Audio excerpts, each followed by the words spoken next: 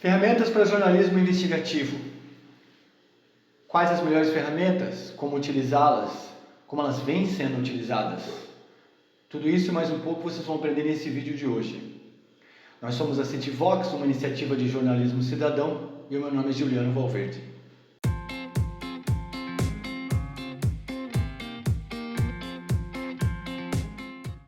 Antes da gente poder definir que ferramentas são as melhores ferramentas e como utilizá-las, antes de eu passar essa lista legal para vocês, é importante a gente estabelecer certas regras. Eu vou passar para vocês umas regras de como primeiro escolher essas ferramentas. Usem essas regras para definir o que é mais interessante para o trabalho de vocês, ok? Lembrando que a gente está falando de jornalismo investigativo. Então, há uma necessidade maior para se cuidar da questão de segurança, ok? Segurança dos dados, de todas as informações que a gente gravar, ou escrever, ou anotar, ou, né? As entrevistas, porque no caso do jornalismo investigativo, muitas vezes as entrevistas são sigilosas, ou são entrevistas que necessitam que vocês protejam o anonimato da fonte, ok? Todos esses dados vão acabar inevitavelmente dentro do celular de vocês, num servidor ou no computador de vocês. Então é importante lembrar que quanto mais segurança qualquer uma dessas ferramentas vier a oferecer, melhor, ok?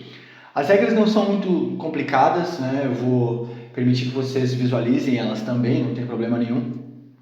Mas comece pelo seguinte: na escolha da ferramenta, né? Mantenha simples, ok? Não adianta, é muito fácil ceder à tentação de tentar qualquer coisa interessante, nova, que vocês encontrarem, qualquer pedaço de software legal aí, simplesmente porque é bonito ou porque é avançado, mas se ele não oferece nenhum valor para a sua investigação ou para o seu trabalho de investigação, talvez não valha a pena ter essa ferramenta, ok? Não escolham o novo pelo novo. Tentem adequar ele a essas regras, a esses critérios, que essas ferramentas vão acabar sendo provavelmente muito mais úteis.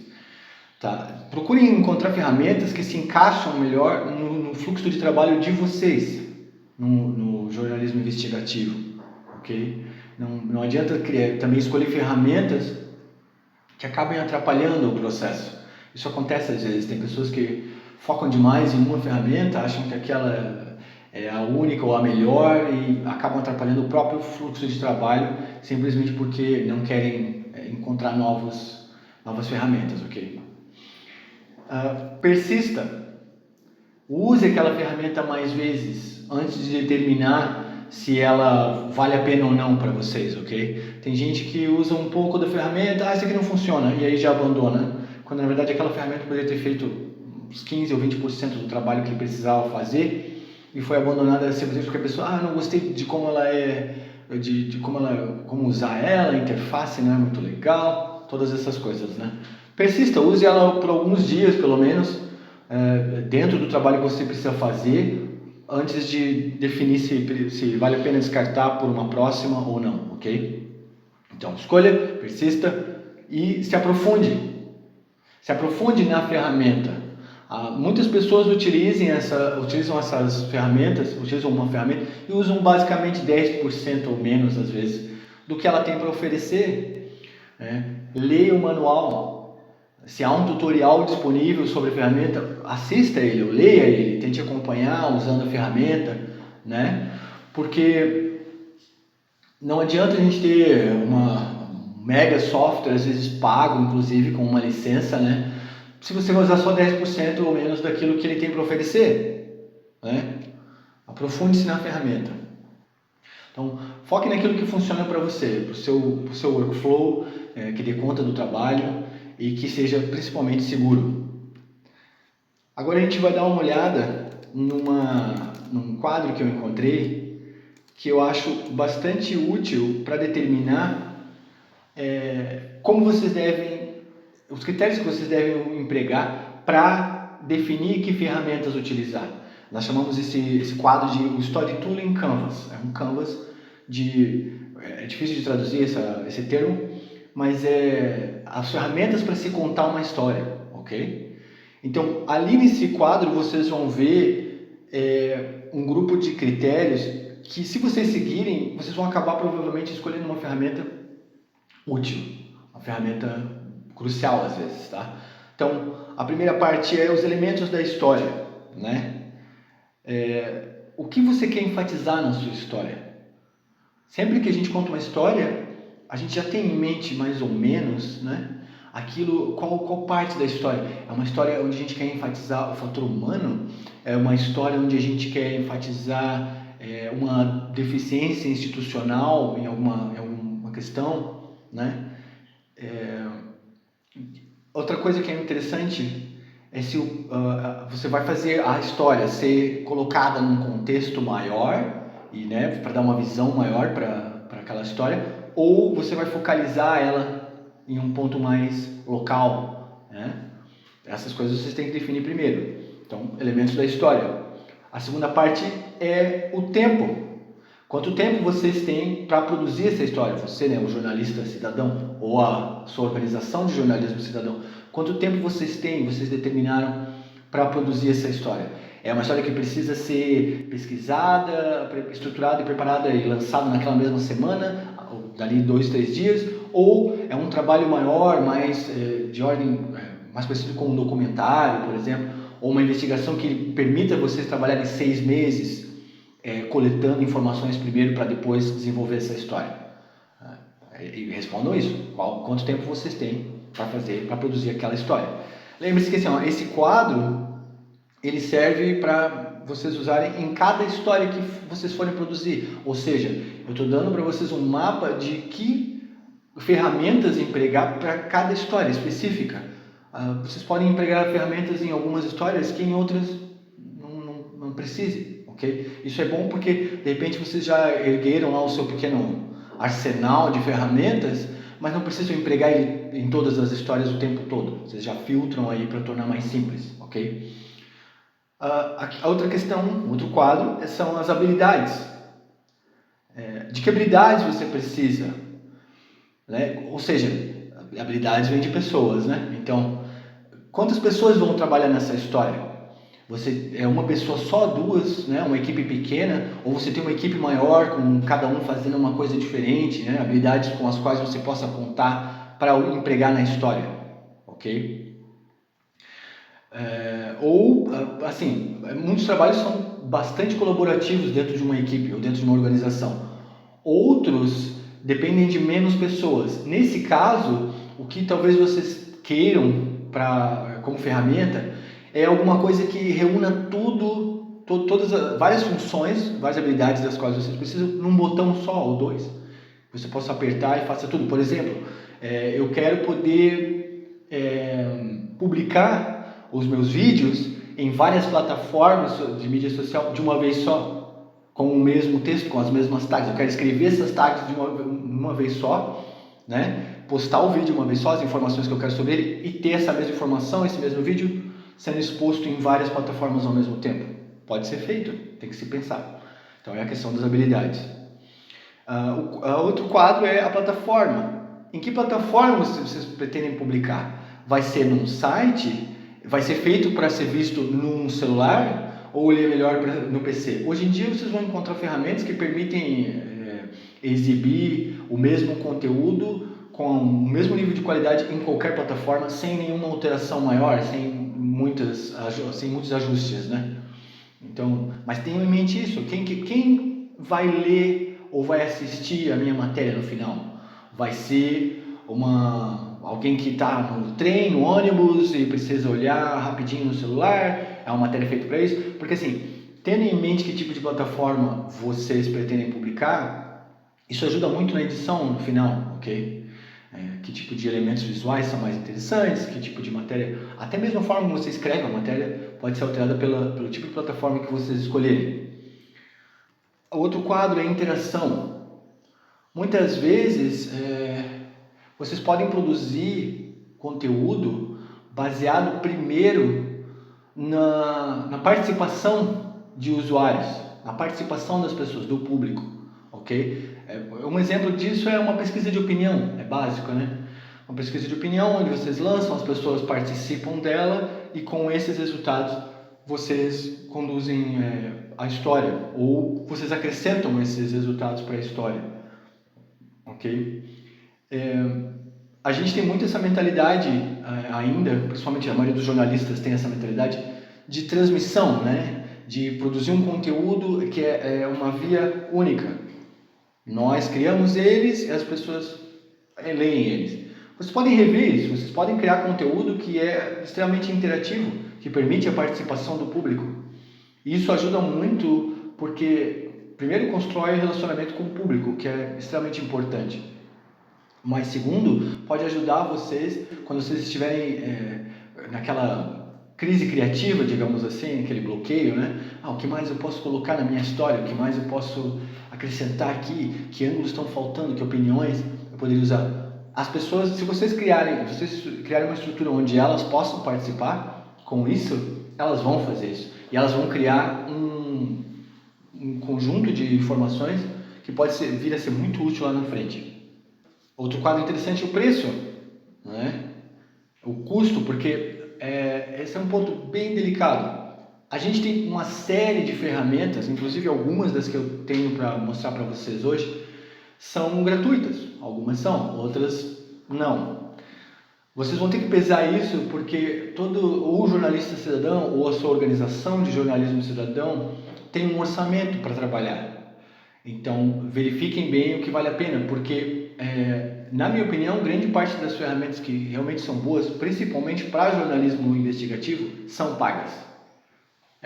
Quando você não paga por uma ferramenta, quando não há um custo direto, normalmente há um custo total indireto que é muito mais perigoso nessa questão do jornalismo investigativo, ok? Lembre-se que a gente vai estar lidando com informações que são extremamente sensíveis, né? E que você não pode, por exemplo, quando você faz uma licença para um software que é gratuito, normalmente ele é gratuito em termos de valor financeiro, mas o que você vende, né, o que você troca pelo software é acesso às suas informações, aos seus dados, ok?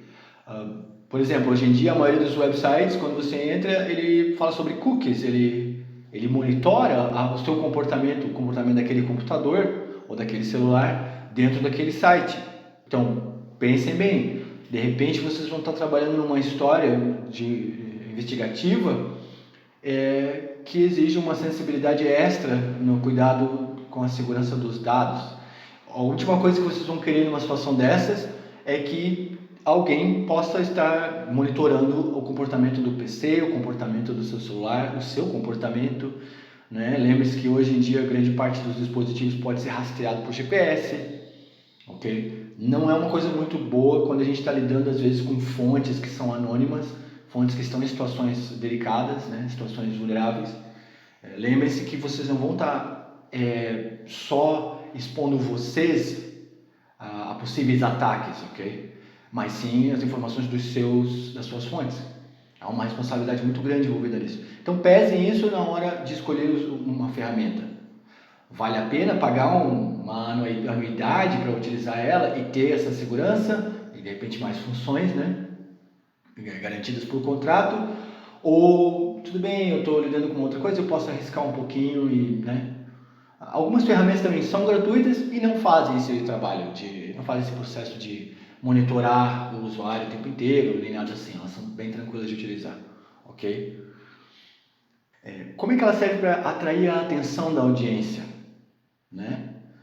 Usando ela, eu consigo dar mais visibilidade para a minha história, tornar ela mais interessante, porque eu posso criar uma história de jornalismo investigativo, lá no final, depois de todo o processo investigativo, que é totalmente visual, ou ela utiliza um diagrama, né? Essas coisas costumam chamar a atenção das pessoas, ou ela tem um diagrama interativo. Vocês vão encontrar muitos mapas em sites do New York Times, ou, né, NBC, etc., que são mapas interativos. Eles são resultado de muito tempo de trabalho investigativo, mas a história, a informação é apresentada no resultado final como um mapa interativo. É só uma ideia. Então, perguntem-se isso quando estiverem escolhendo a ferramenta. Como ela serve para atrair a minha audiência?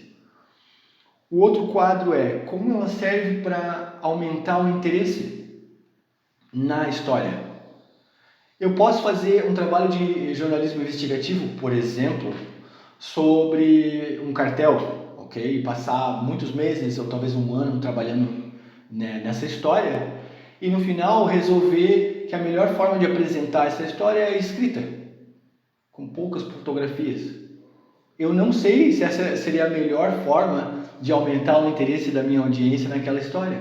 Então, muitas ferramentas hoje em dia vão ajudar bastante nisso, em tornar mais palatável visualmente uma história, ou torná-la mais interessante, ok? Se a ferramenta contribui para aumentar o interesse da audiência, do seu público naquela história, ela vale a pena ser utilizada, ou pelo menos pensada, ok? Acrescentar o valor. Que tipo de valor é acrescentado para a sua história ou para o seu, talvez para o trabalho de investigação, por essa ferramenta, pelo uso da ferramenta que você está verificando? Ela é só uma coisa nova e bonitinha que você quer mostrar, que sabe utilizar, ou ela realmente acrescenta valor para a história? O último quadro é como essa ferramenta pode servir para melhorar o engajamento da história. É muito interessante hoje em dia empregar ferramentas que criam um canal de comunicação com o público, seja durante o trabalho, dependendo do trabalho investigativo que vocês vierem a fazer, ou no final dele, né? Como eu posso tornar essas informações que eu utilizei, que eu obtive no meu trabalho de jornalismo investigativo, como é que eu posso utilizar elas para fazer o meu público engajar melhor com aquela história? Okay? Se vocês tiverem uma ferramenta que facilite esse processo do público ficar mais engajado com a história, vale muito a pena, vale bastante a pena explorar e pode ser o pontapé inicial, às vezes, para uma continuidade daquela história ou para novas histórias. Encontrando uma história. As histórias não caem do céu, ok? Você pode ficar esperando em casa por uma inspiração, mas isso dificilmente vai acontecer. A verdade é que mesmo quando nós encontramos histórias nas quais a gente quer trabalhar, que são histórias que são importantes para nós de alguma forma, a verdade é que a gente precisa trabalhar nelas, ok? Elas precisam ser expandidas, elas precisam ser pesquisadas, há uma série de coisas que a gente precisa fazer antes de determinar que direção uma história vai tomar, ou mesmo para encontrar uma história, ok? Nisso, a gente pode usar várias ferramentas, que são ferramentas de brainstorming, né, que ajudam a criar essas ideias, de pensamento colaborativo, que são ferramentas para a gente debater coisas, né, com os nossos colaboradores. Então, o que a gente faz é seguir uma certa ordem. Primeiro, a gente vai expandir, que é a coleta do material, a pesquisa, fazer ramificar de fato essa história. Depois a gente vai ter que estruturar e daí afunilar de novo, né? A gente vai estruturar essa história, tendo todo o material, o que eu faço com ele agora? Onde é que eu coloco? Como é que eu estruturo? Como é que eu coloco as coisas numa certa ordem? Ok? Então, nesse diagrama que eu mostro para vocês aqui, é bem básico, ok? Mas que dá uma visão bem geral da coisa. Você primeiro precisa criar um alvo, né? Onde você quer chegar? Qual é o objetivo dessa história? Esse é o seu alvo, né? Aí, sente com o seu pessoal, com os seus colaboradores, com a sua equipe e tentem debater, criar essas primeiras ideias de como a história vai ser feita. Isso é muito interessante porque assim, todo mundo tem alguma coisa interessante para contribuir nesse processo. E muitas vezes histórias que inicialmente têm um esboço extremamente ordinário, digamos assim, comum, podem se transformar em histórias bem diferentes, bem mais interessantes, quando a gente faz esse debate dessas primeiras ideias, ok? Depois, associe, né? Associe essas primeiras ideias, esses materiais, ao que vocês vão precisar, ao trabalho de pesquisa, certo? O que conecta com o que, certo? Eu tenho essas ideias, eu preciso fazer, as nossas histórias vai ser dessa forma, ok? Então, o que eu vou precisar pesquisar, com quem eu vou precisar falar, né? Para poder desenvolver essa história inicialmente. Depois, você vai selecionar né? Como está mostrando ali no diagrama, você vai selecionar aquilo, de todas as informações que vocês ergueram, com o uso dessas ferramentas que a gente vai passar para vocês, o que vai acabar na história, né? No meio desse trabalho de erguer informações, de coletar informações, é comum que a gente acabe coletando coisas que nunca vão parar na história, mas faz parte do processo. E aí, quando a gente sentar para fazer essa seleção, é importante ter isso em mente. O que eu posso usar de todo esse material que eu criei, que eu consegui obter, que faz sentido com a minha história, que é útil para a minha história. Essa é a fase de seleção que a gente chama. Depois, vocês vão aprofundar. Tendo selecionado isso, eu posso aprofundar naquilo que faz sentido para a minha história, naquilo que de fato vai produzir a história em si, ok? E no final a gente tem um resultado, que é a história produzida. A gente pode começar então com a nossa lista de ferramentas, ok? A primeira é bem conhecida, é uma ferramenta muito simples, que é o Google Docs. Aí vocês podem estar pensando, mas eu não posso usar informações sensíveis no documento do Google Docs. Provavelmente não. Mas ele é uma ferramenta muito boa inicialmente para criar esses esboços de ideias, né? Para todo mundo poder olhar para um mesmo documento e poder contribuir com ele. O Google Docs é, por enquanto, uma ferramenta bem interessante. O segundo é um Dropbox Paper. O Dropbox evoluiu, criou uma outra ferramenta, uma outra característica, que é o Dropbox Paper.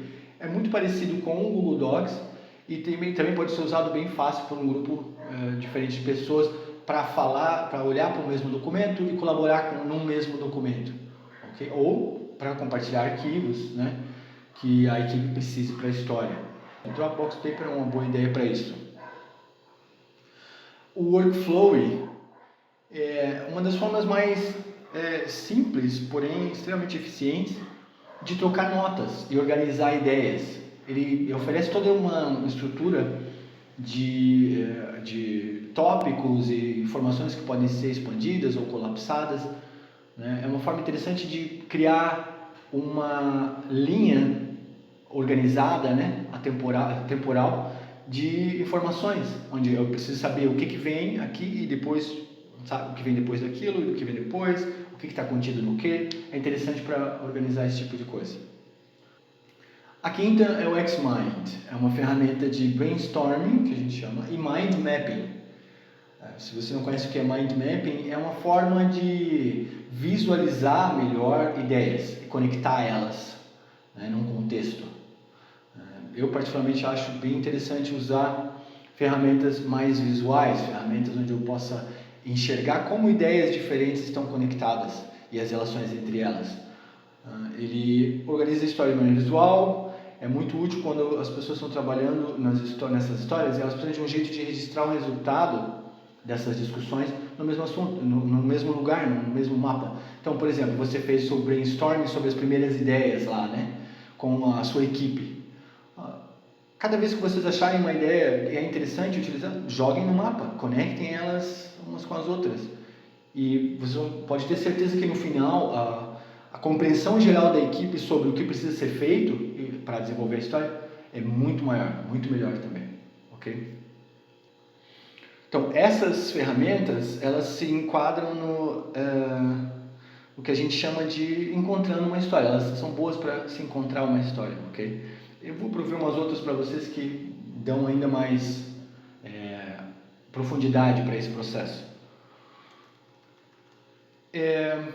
Essas próximas ferramentas sobre as quais eu vou falar, elas se enquadram no que eu chamo de acompanhar uma história, o processo de acompanhar uma história, né?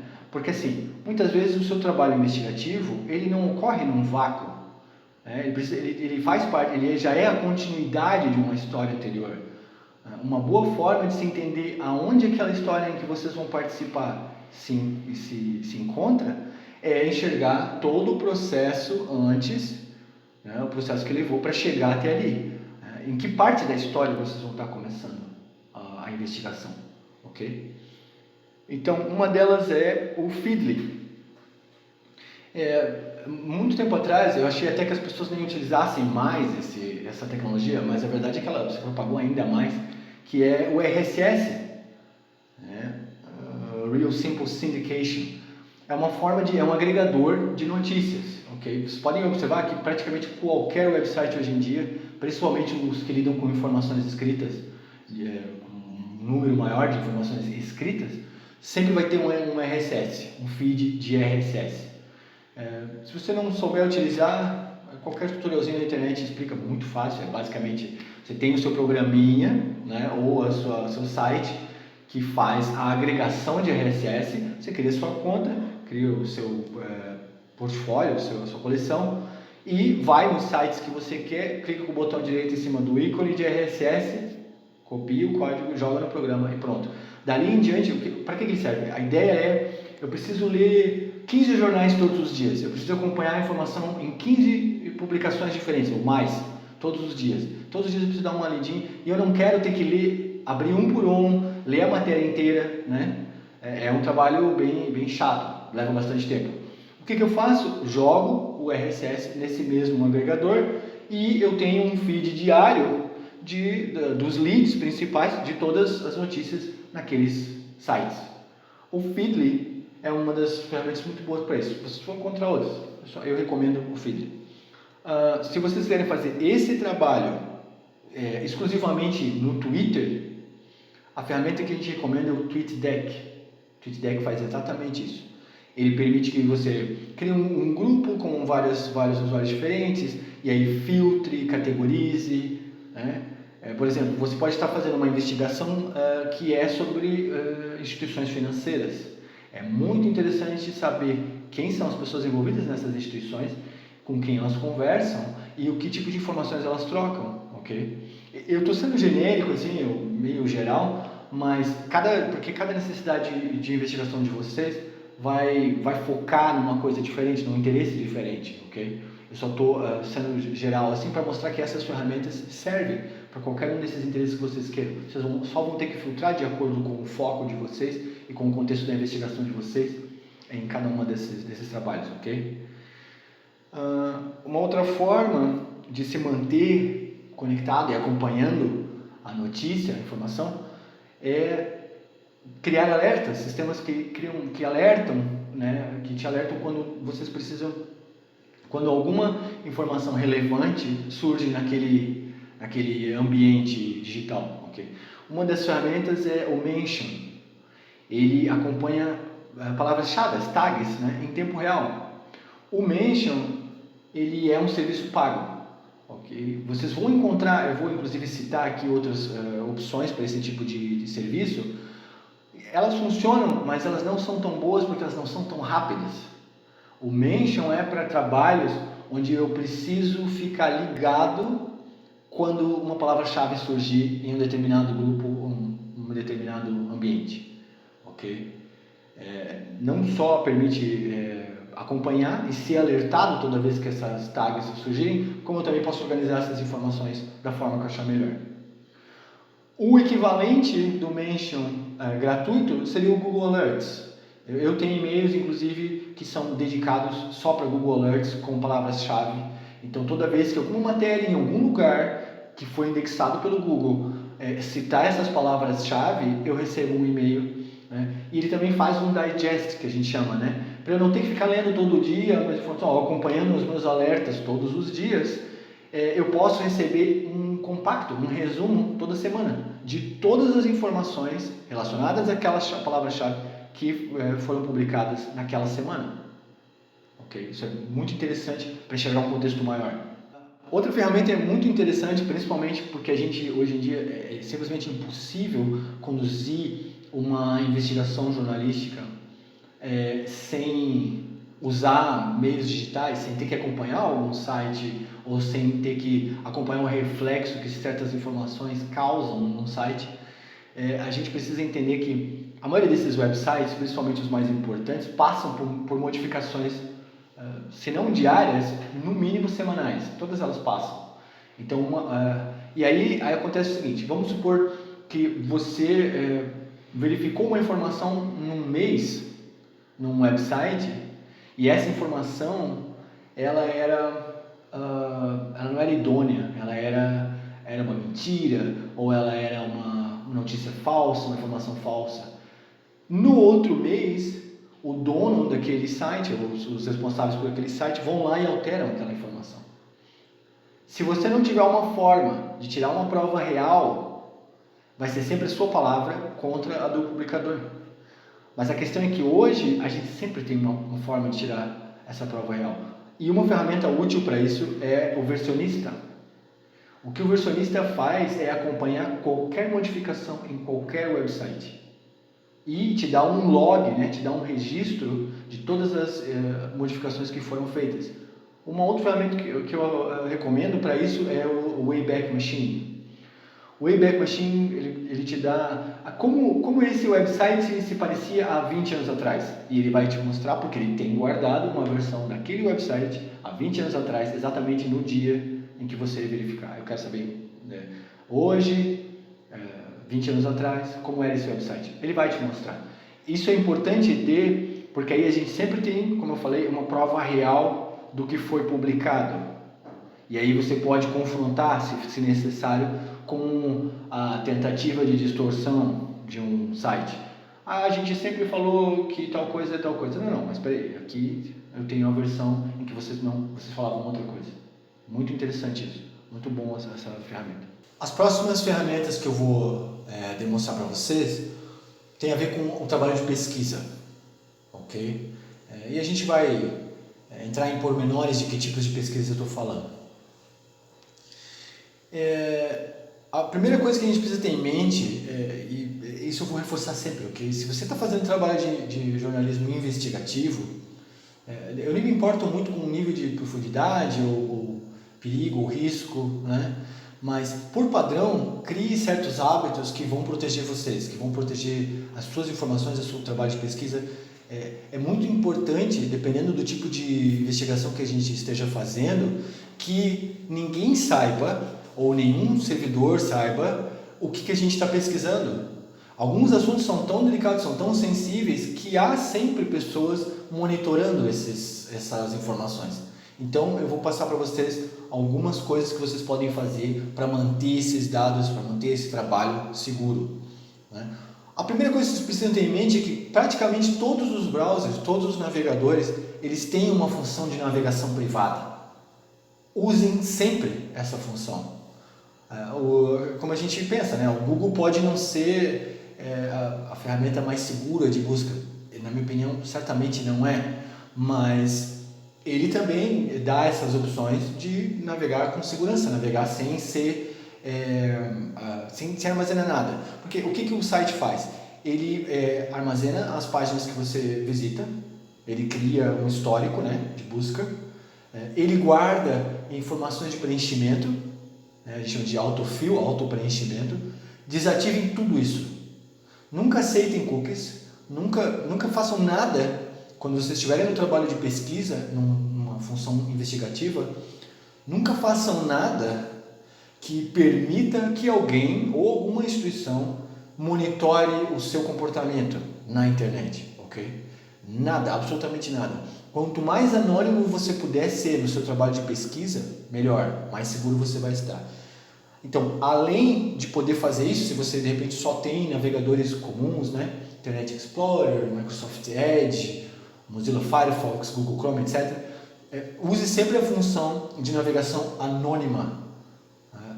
Se vocês de repente não quiserem utilizar algumas as ferramentas que eu vou propor aqui, então eu sugiro que vocês encontrem sites com tutoriais que explicam como tornar o seu navegador que você já utiliza mais seguro, mais anônimo, ok? É um bom ponto de partida.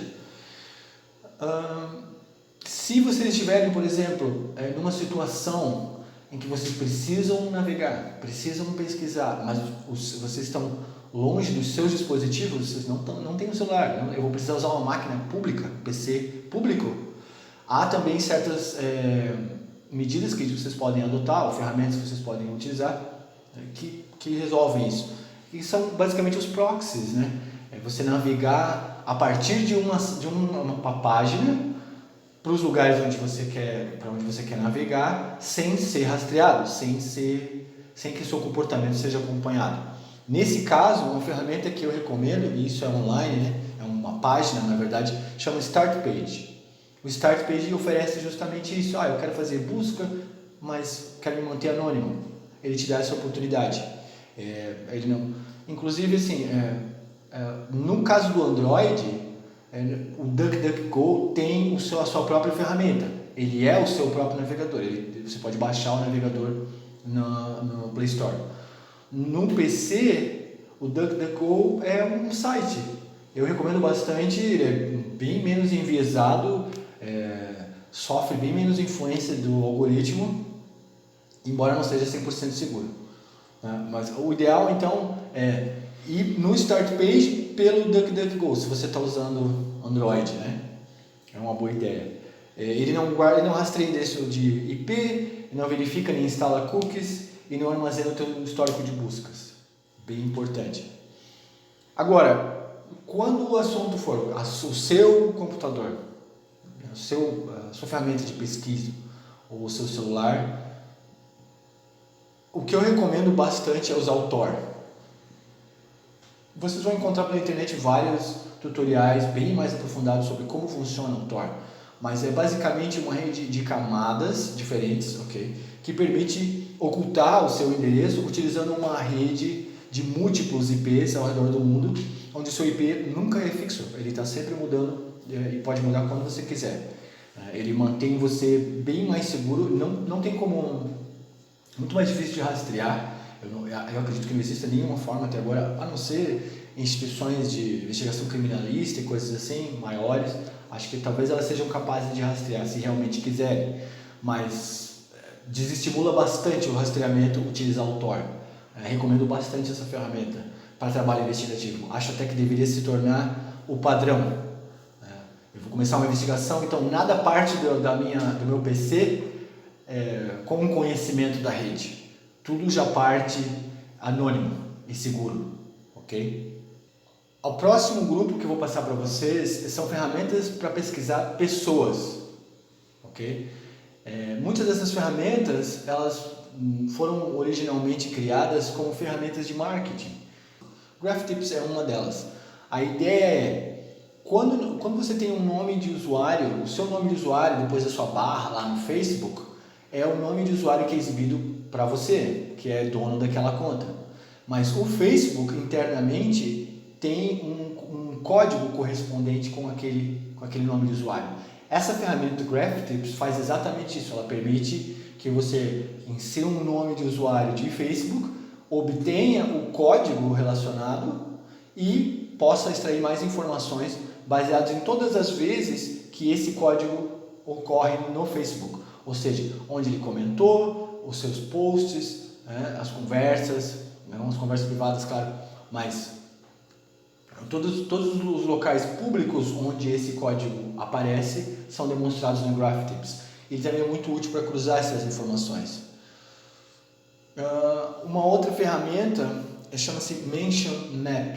É muito parecido com o Mention, mas ele dá um mapa maior, né? Ele te dá uma visão mais clara de conexões entre usuários. Isso é muito bom para descobrir ambientes, esses pequenos ecossistemas na internet que giram ao redor dos mesmos usuários. Okay? Você pode definir um grupo de usuários e ver, ou pegar um nome de usuário e ver com quem ele está conectado. Ele funciona para o Twitter, nesse caso. Ele demonstra num mapa mais visível, né, mais visual, todas as conexões daquela pessoa, com quem ela está conversando, para quem ela já mandou tweets, de quem ela normalmente recebe, e ele estatiza também, ele cria estatísticas baseadas nisso, nessa informação. Quantos posts essa pessoa faz com aquela pessoa, quantas ela já recebeu, todas essas informações vocês podem ver no Mention Map. E ele também dá uma série de funções, ele dá filtros e categorizações, torna bem mais fácil visualizar e organizar a informação gerada por usuário no Twitter. Outra ferramenta bem interessante, muito boa para fazer comparação entre perfis de usuário, é o Follower Wonk. Ele é uma ferramenta de busca profunda pro Twitter.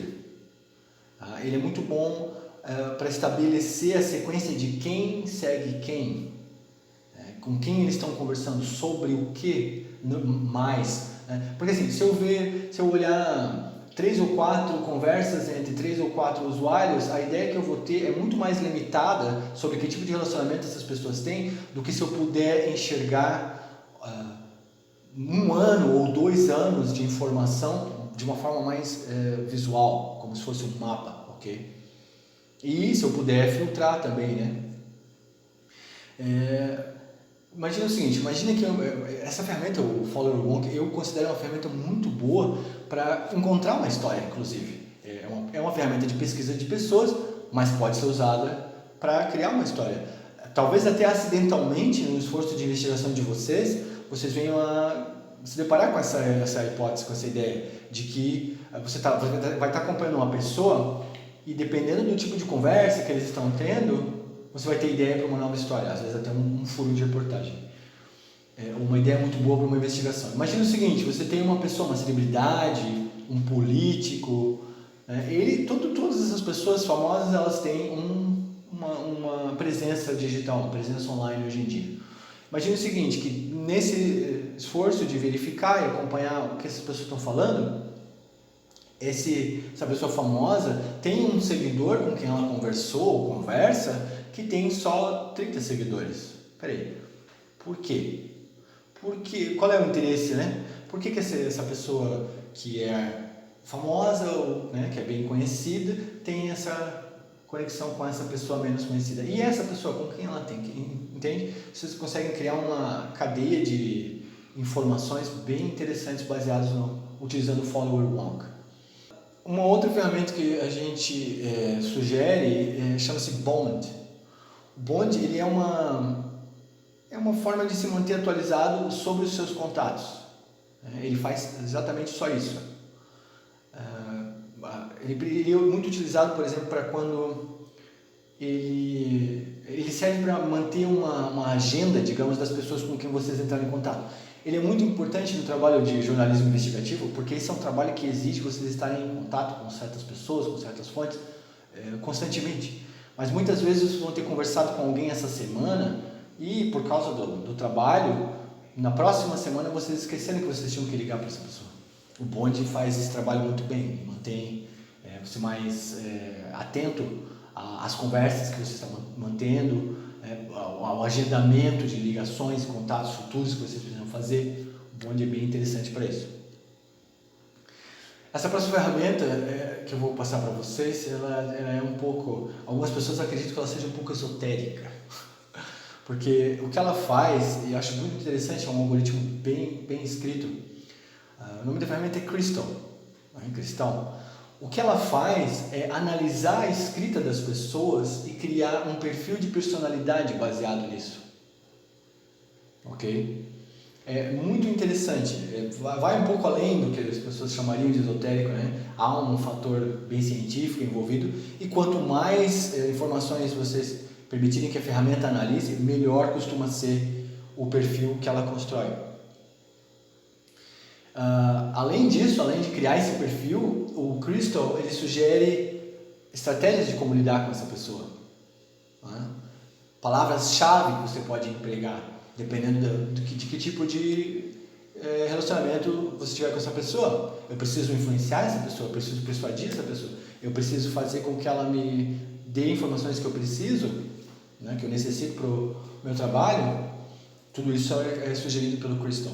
E pelo que eu já vi de outros usuários falando sobre isso, é bem mais eficiente do que parece à primeira vista. Outra coisa que vocês devem ter em mente o tempo todo é que nesse trabalho de jornalismo investigativo a gente é basicamente obcecado por fatos, né? É isso que importa pra gente. Mas lembrem-se de que não são só os fatos que importam. Quando a gente lida com pessoas, com seres humanos, há uma gama de outras coisas que a gente precisa ter em mente o tempo todo. Uma delas é justamente essa questão das emoções, a estabilidade psicológica, os problemas pessoais daquela pessoa. Tente manter isso em mente, porque isso ajuda não só a entender melhor praticamente qualquer investigação que a gente esteja fazendo. Lembre-se, a gente está investigando fatos, mas esses fatos são gerados ou envolvem pessoas. Então, quanto melhor a nossa compreensão dessas pessoas, melhor vai ser a nossa perspectiva geral sobre a investigação que a gente está conduzindo.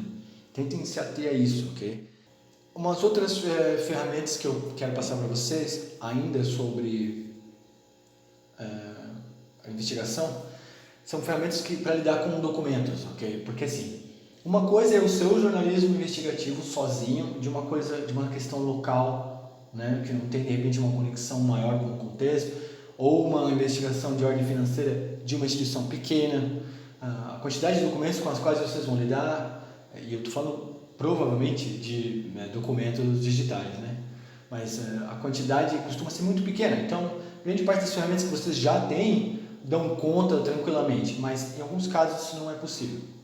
Então, uma das ferramentas que eu recomendo bastante é o Document Cloud, ok?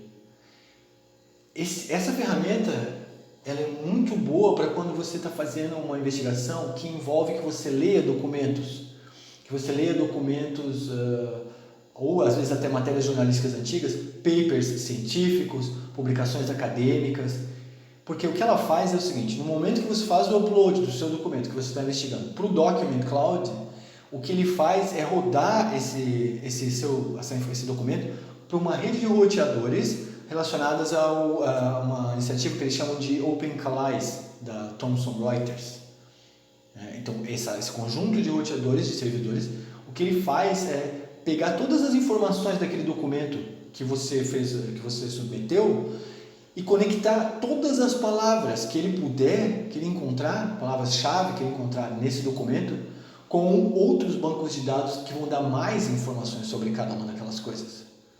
Então, se dentro desse documento eu tenho o nome de um banco, ele automaticamente vai ler o nome daquela instituição, vai conectar com todas as informações que ele tem e prover mais informações. Essa é uma forma, inclusive, de enxergar ramificações para uma história que às vezes a gente nem sabia que existia, ok? Document Cloud, muito boa essa ferramenta. Alguns documentos que não são tão fáceis de baixar, para esses documentos existem certas ferramentas que ajudam a fazer o download, que ajudam a baixar. Uma delas é o import.io, então eu presumo que seja mais para Apple, né? Para iOS ou para o macOS.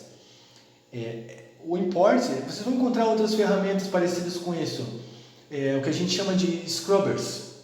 Ele dá uma esfregada, né, no documento. Ele me permite que eu diga para ele o seguinte: eu tenho esse conjunto de sites, tem uma série de documentos neles, mas eu não tenho tempo de pegar e filtrar um por um, ou ter que analisar toda essa biblioteca, e eu preciso de certas informações só, então eu quero só os documentos relacionados a esse tipo de informação. Eu programo o meu Scrubber para fazer isso, ele vai na internet, ele vai naqueles sites, aqueles endereços que eu provei para ele, puxa todas as informações relacionadas ao meu critério e joga no mesmo lugar, e baixa para mim no mesmo lugar, ok? Eu preciso fazer uma pesquisa sobre qualquer coisa, basicamente, e as informações que eu quero estão na Biblioteca do Congresso Americano, mas eu não quero fazer a busca simples e ter que ir um por um. Eu posso programar o meu Scrubber para ir lá, ele vai baixar para mim todos os documentos relacionados àquelas palavras-chave que eu utilizar. Okay? Inclusive, ele faz um trabalho bem interessante se eu precisar, de exportar essas informações que ele achou no formato do Excel, numa planilha, o que é muito interessante quando eu preciso gerar gráficos, quando eu preciso ter uma noção estatística de certas informações e eu não quero ter que ler milhões de tabelas com informações que vão ser usadas mais para frente, ok? Import é o nome dele, mas se vocês de repente você usa PC, procure por scrubbers, por file scrubbers, né? Por esfregadores de arquivos, né? Tradução literal, que fazem esse mesmo trabalho. Há uma série de ferramentas dessas desde os anos 2000, então vocês vão achar uma que se enquadra melhor com a sua necessidade. Nós temos bancos de dados hoje para praticamente tudo, certo? Ou praticamente todas as instituições, mas há informações que não importa o quanto a gente procure, elas vão sempre vão permanecer privadas, ok? Bom, uma parte das informações são informações corporativas. Há um banco de dados chamado Open Corporates, que serve exatamente para isso. O máximo que ele pôde, ele conseguiu compilar e mantém atualizado uma base de dados com o máximo possível de corporações no mundo, ok? Então, se eu precisar ler informações fiscais de uma determinada corporação, o Open Corporate há uma grande chance de que ele tenha isso disponível para mim. A maioria das informações que vocês vão encontrar no Open Corporate não são fáceis de encontrar em qualquer outro lugar. Algumas vocês simplesmente não vão encontrar em nenhum outro lugar porque elas foram tornadas disponíveis somente para esse banco de dados. Uma outra versão parecida com o Open Corporates é o Little Sys. Ele é muito parecido, só que ao invés de ele focar na corporação em si, ele foca em pessoas relacionadas a corporações e instituições. Então, empresários, políticos, pessoas que são consideradas importantes no mundo de negócios, que funções elas desempenham, em que companhias, tudo isso está disponível no Little Sys. Ele é um banco de dados aberto, ele mostra dá uma boa noção de quem está conectado com quem. Novamente, essa é uma ferramenta que até então basicamente era só para marketing, né? Mas eu acho que eles não pensaram muito no quanto isso poderia ser utilizado para um trabalho de jornalismo investigativo. Ele permite que você enxergue as conexões de cada pessoa com outras pessoas daquele mundo ou de outros âmbitos de negócios ou institucionais e as conexões entre essas pessoas e essas corporações. O próximo grupo de ferramentas se refere ao trabalho que todo jornalista sabe é um dos mais importantes, que é o trabalho de verificar informações. Nada vai ao ar sem ser verificado, lembre-se disso, não precisa enfatizar, mas vou acabar enfatizando mais umas 10 vezes, provavelmente, ao longo desses vídeos. Então, eu vou passar para vocês uma série de ferramentas que podem ser utilizadas para verificar informações, ok? Uma delas é o Truly Media. Truly Media é, de fato, uma iniciativa enorme, muito grande, muito boa, para vocês baterem informações. Será que o que eu acabei de descobrir da minha fonte faz sentido? Eu tenho como verificar? Sempre tem, ok?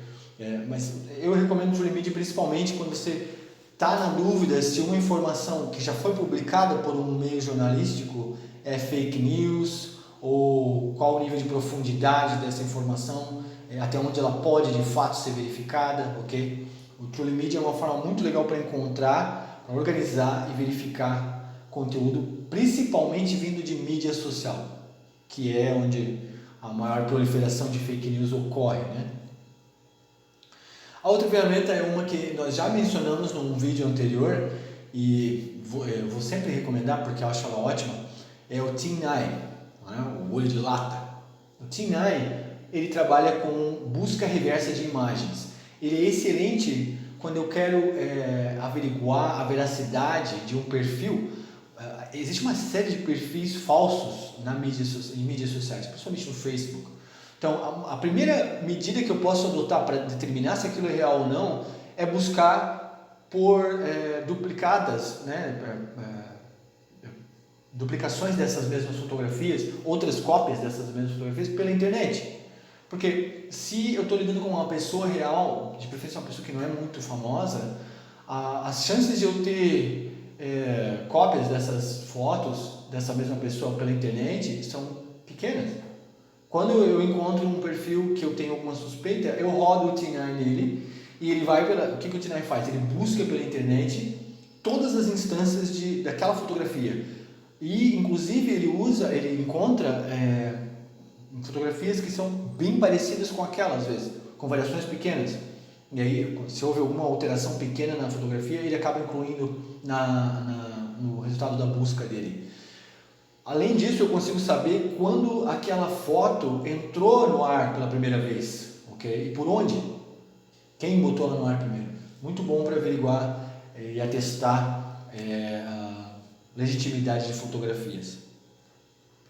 Há inclusive um app chamado Veracity que faz um trabalho muito parecido com o TinEye, que é legal porque às vezes a gente pode estar em campo e precisar fazer essa verificação, pode fazer em tempo real pelo Veracity.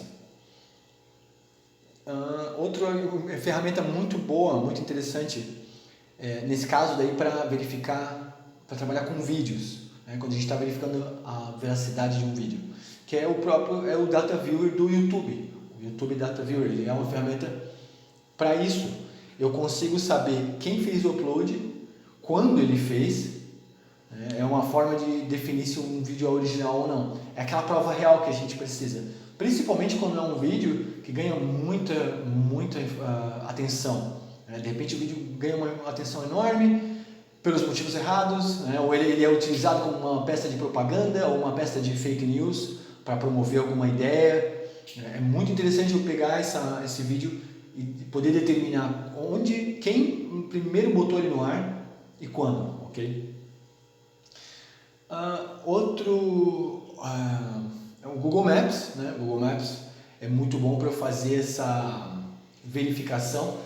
Eu assisti um vídeo, ou eu vi uma fotografia. Nessa fotografia, eu estou achando que essa fotografia não foi tirada onde a pessoa que originou essa fotografia está dizendo que foi. Como é que eu faço? Bom, ela está dizendo que foi em tal lugar. Eu comparo o cenário ao redor, principalmente fotos públicas, né? Fotos que envolvem ruas, cidades e tal. Eu posso comparar essa fotografia com a posição dela no mapa. Hoje em dia o Google Maps tem o Street View, me permite dar uma visão mais geral, mais localizada, né?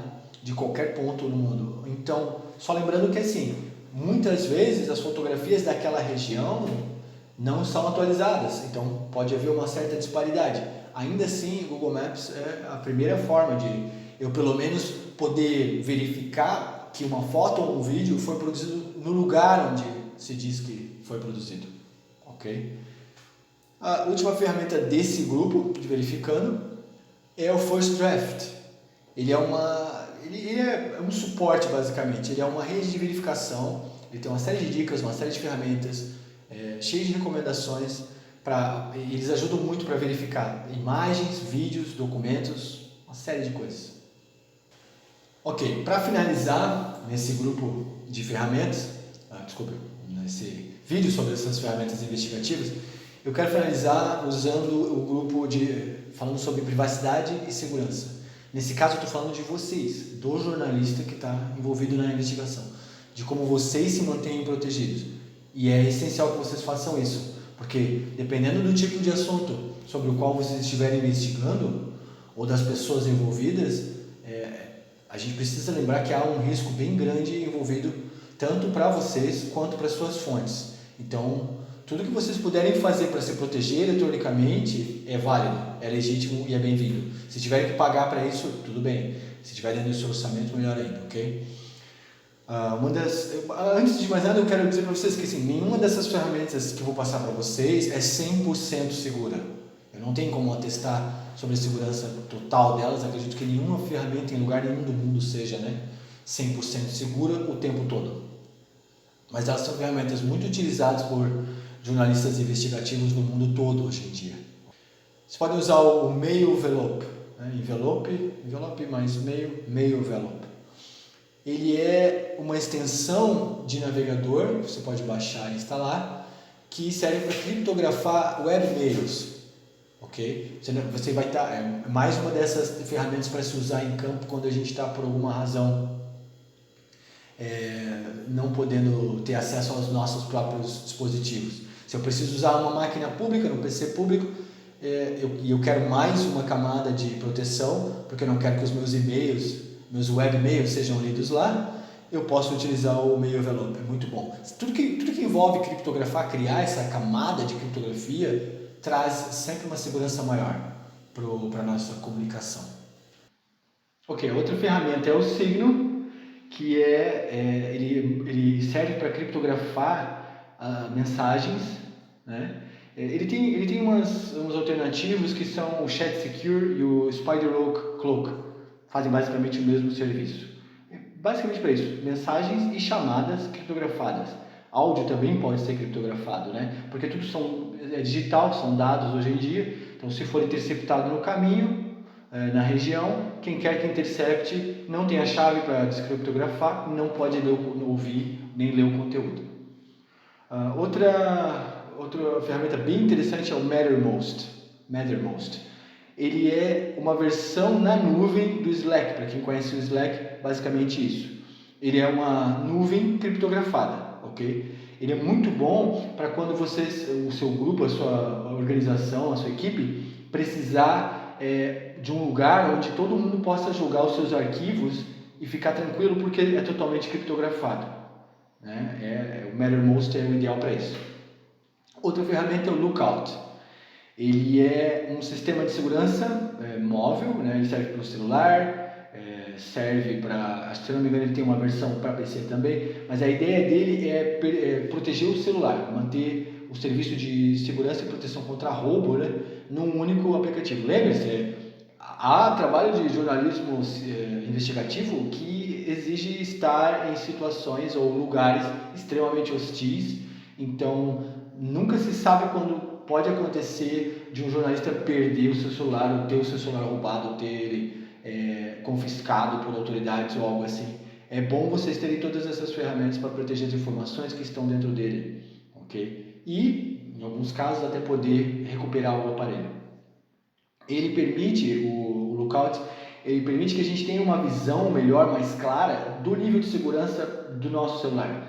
E aí, ele consegue te mostrar que tipo de informação está vazando dele, está indo para fora.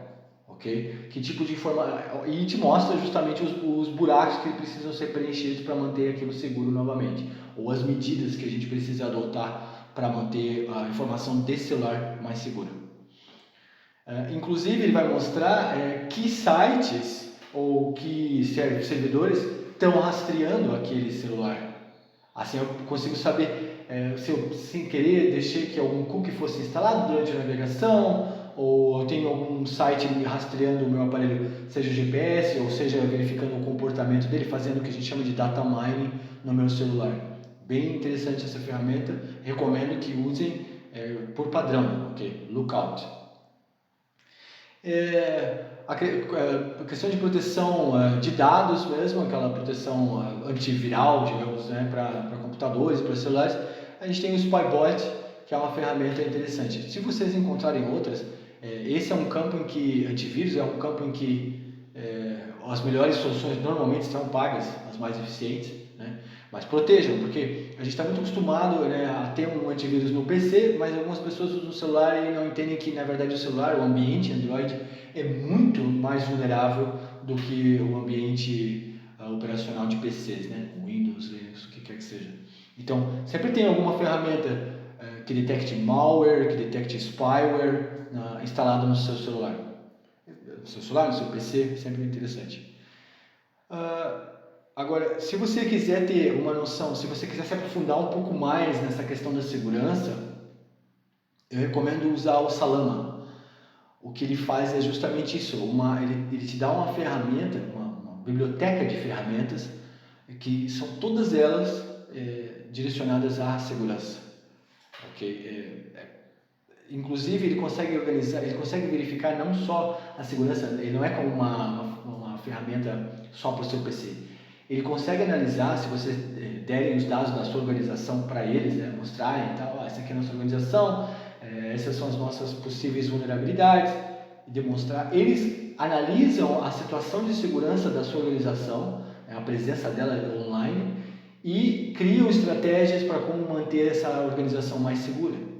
É muito interessante, vale a pena investir nesse tipo de coisa, principalmente quando a sua organização já é maior, quando você já tem times em campo, principalmente que estão desdobrados fora do país ou em lugares distantes. É sempre bom ter uma noção mais clara de que vulnerabilidades em termos de segurança uma organização jornalística tem para evitar problemas futuros, inclusive problemas de interceptação de informação, ok? Então, esse é um grupo de ferramentas que, se usados devidamente, podem não só ser a base para o funcionamento geral dos jornalistas investigativos na sua organização, como também ser o ponto de partida de muitas histórias, porque às vezes a gente não consegue achar uma história interessante porque a gente não está olhando da forma correta. Essas ferramentas oferecem justamente isso. Então, eu falei de praticamente tudo que vocês precisam saber para poder conduzir um trabalho investigativo melhor, com segurança, sabendo estruturar as informações depois de pesquisar, sabendo onde pesquisar, e se qualquer uma dessas coisas se demonstrar incompleta ou insuficiente, eu passei algumas dicas que vocês podem utilizar para dar andamento para esse tipo de informação, para poder expandir essas informações, e se precisar de algum tipo de suporte, algumas dessas informações também vão ajudar bastante, algumas dessas organizações, ok? Isso é tudo por hoje, eu espero que vocês tenham gostado, e se precisar de alguma coisa relacionada a qualquer coisa dessas, não hesite em nos perguntar, a gente está sempre aí para ajudar, ok? Obrigado!